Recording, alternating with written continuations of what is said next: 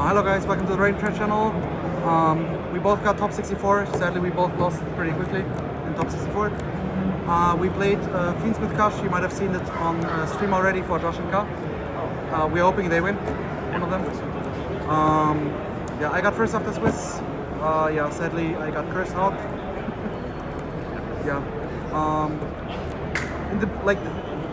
We found that this is the best solution for the format probably. In the beginning, like I was on some Unchained Cope.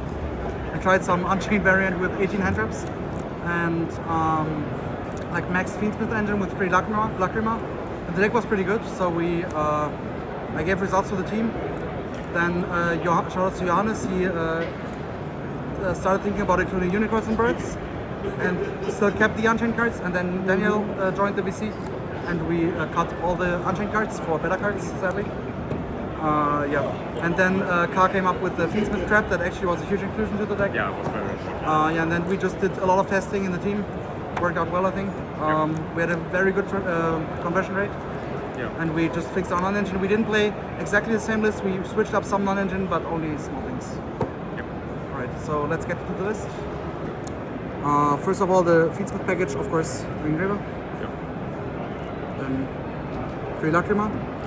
It's like the best normal sum there is right now, or at least we thought that, because every other normal sum that you can have loses to 1 hand trap, and this sets up interruption even through 2 hand traps because of the trap we are playing. And yes, like that was basically the main idea of the deck, to have as many engine cards that trade positively into hand traps and still end on follow-up and recursion and interruption. And then, yeah, we just built the deck around that idea, basically. So, to show so for the people who don't know what the trap does, if your opponent's, the grave effect, if your opponent special summons a monster, you can banish this from grave and mill any Fiendsmith monster from main or extra deck. So you can send Desiree, you can get your side that way.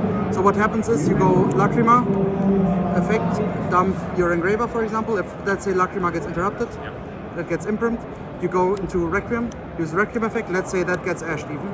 Then on your opponent's turn, what you can do is effect Lacrima, bring back the Requiem, shuffle this back. Requiem effect, tribute yourself, summon the Lacrima, dump the trap.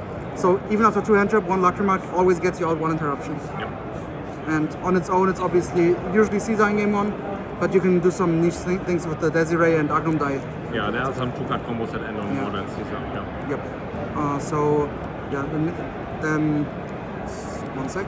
On top of the traps, of course, the Lurie and only 2 truck. We wanted 8 starters for every engine because that's a perfect number if you want to see one.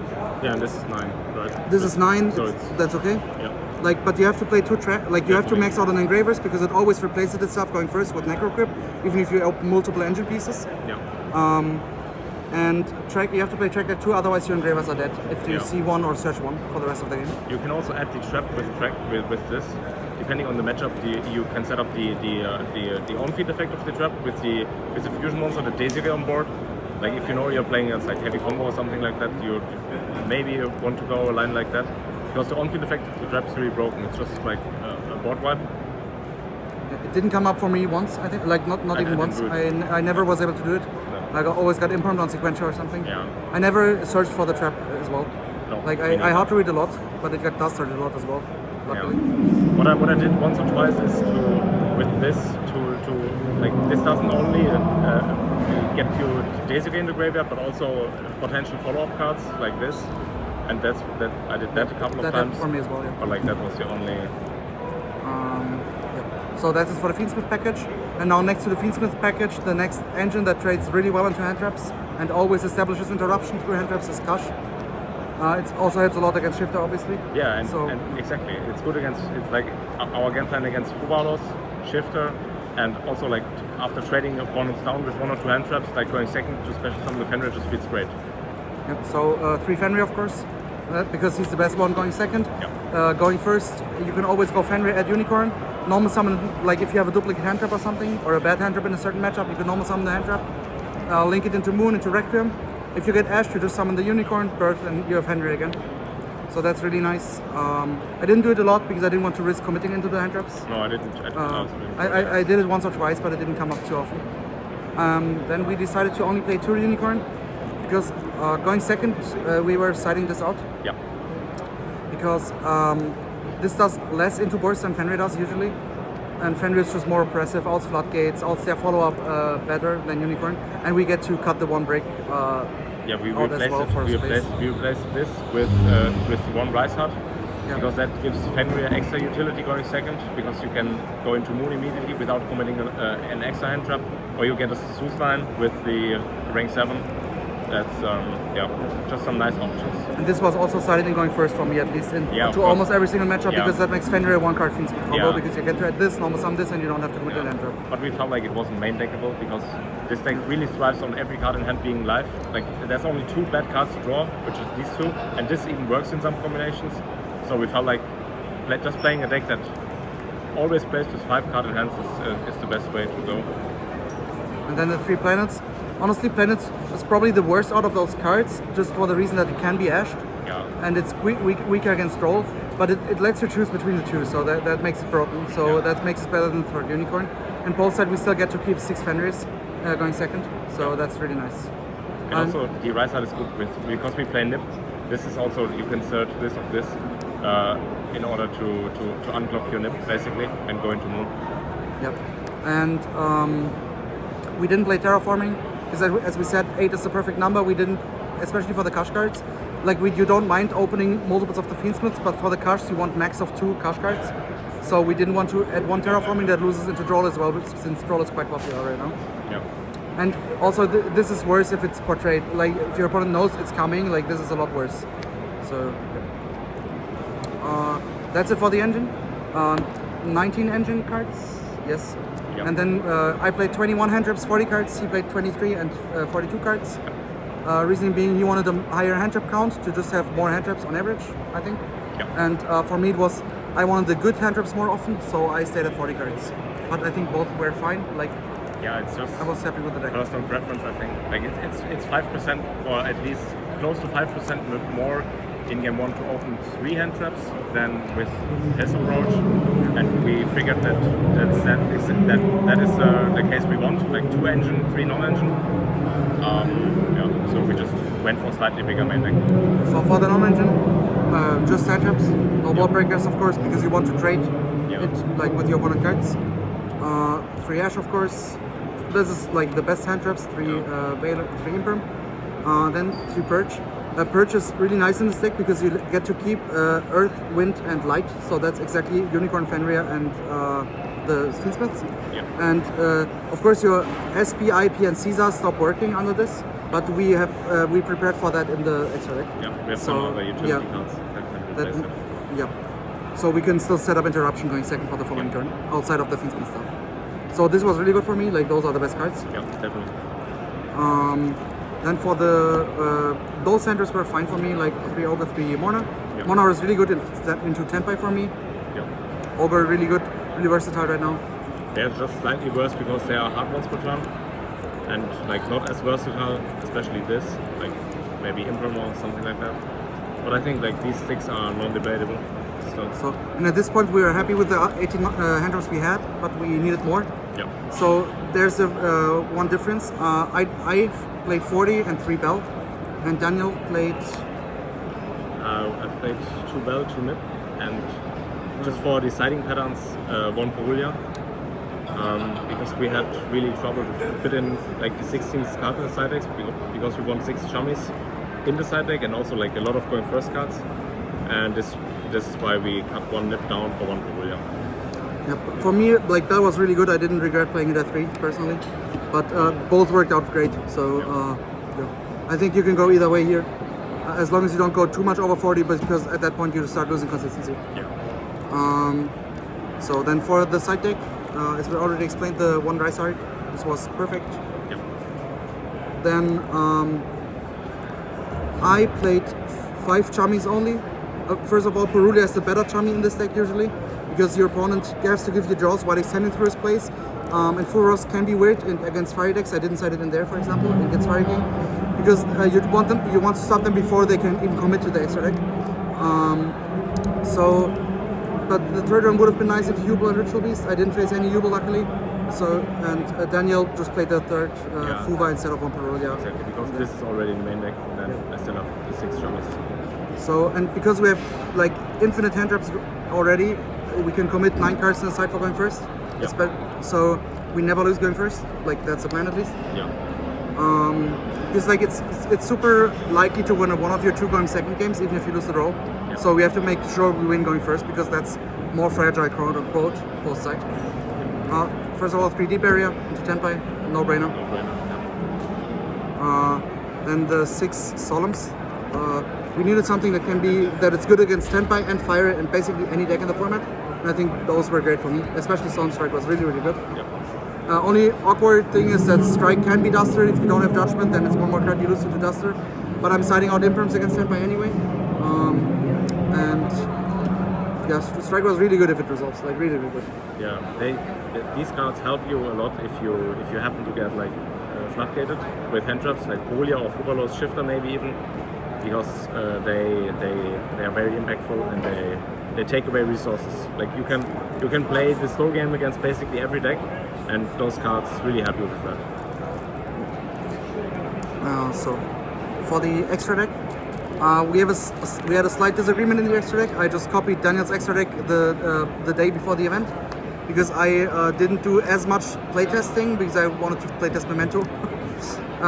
So I just copied the extra deck. I was happy with 14 cards except for I've showed it in the beginning. Yeah. The one IP, in my opinion, this should have been second Desiree. For him, the IP was great, I think. I summoned this like 3 times maybe, and it was important. So I wouldn't change it, to be honest. So yeah, I never made this. Like I made it once, but it could have been SP as well. Like it didn't matter. But it's fine either way. I think I lost some games because I didn't have the second Desiree. Yeah. So for the 14 cards we agree on. Yeah. Of course, the one SP. Together with the IP, even without it, great. Then the 1 Moon to bridge into Fiendsmith. 2 Requiem. I think this is mandatory. Yep. Because you're always you often have scenarios where you go you get Ash on this and you have to get back into your Fiendsmith engine somehow. So you need Requiem to access your another engraver. And something neat is it's not once per turn. So you can bring this back with Lacrima and End Phase. So you don't have to play into Talents by doing it end of main. Tribute this on your turn. If you get interrupted, you just summon another light, like Reborn Engraver, and you just make another Requiem and use it again because it's not once per turn. Also, Unicorn is being played, and if this gets ripped, the whole deck stops functioning because you really need this to get the Engraver in graveyard and to send cards. It's just the most important card in the extra deck, I think. Yes, I agree. Then the 1 Sequentia. You make this a lot less than you would expect. Like it's not as important because you do a lot of Kashtira, Fiendsmith, Sand Beatdown with Necroquip.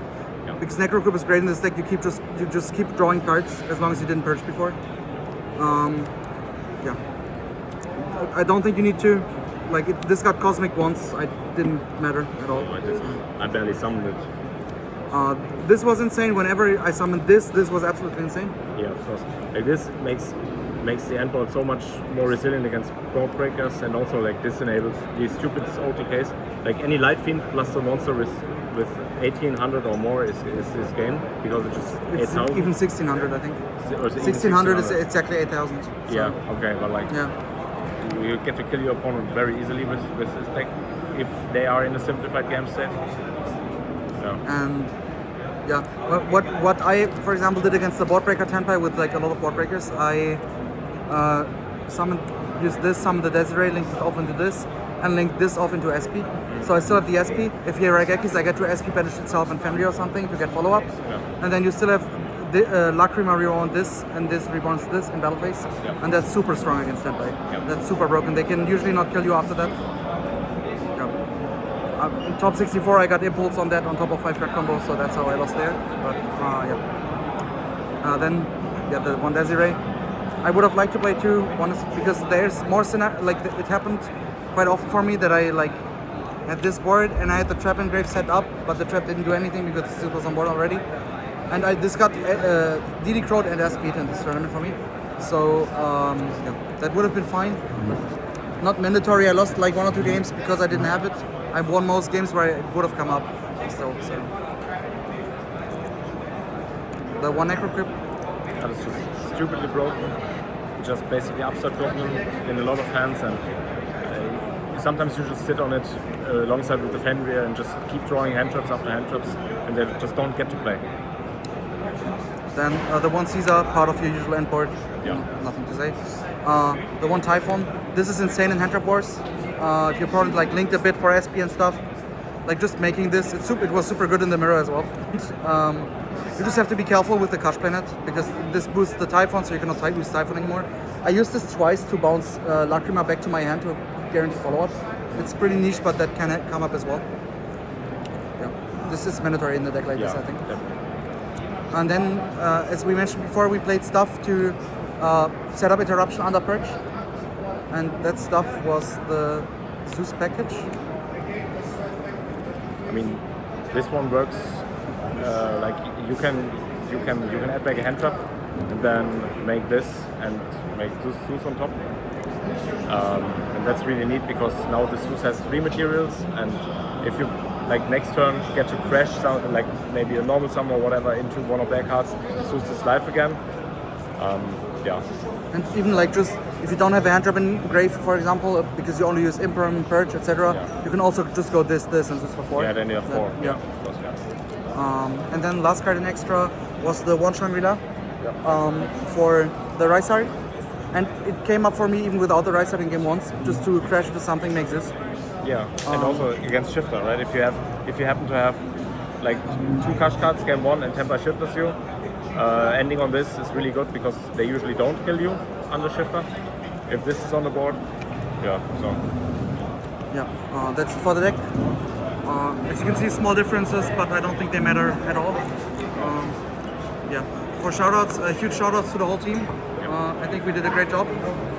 I hope Car Josh wins it. And huge shoutouts for the other people that joined the circle for the testing. So big shoutouts to Johannes, Jack, Ritai, Emre, and Yannick. Yeah, also Max. Oh, and Max. And yeah. Anything else to say? That's it. I think. Thank you guys for watching. Follow our socials, whatever else are a lot, and see you next time. Bye bye.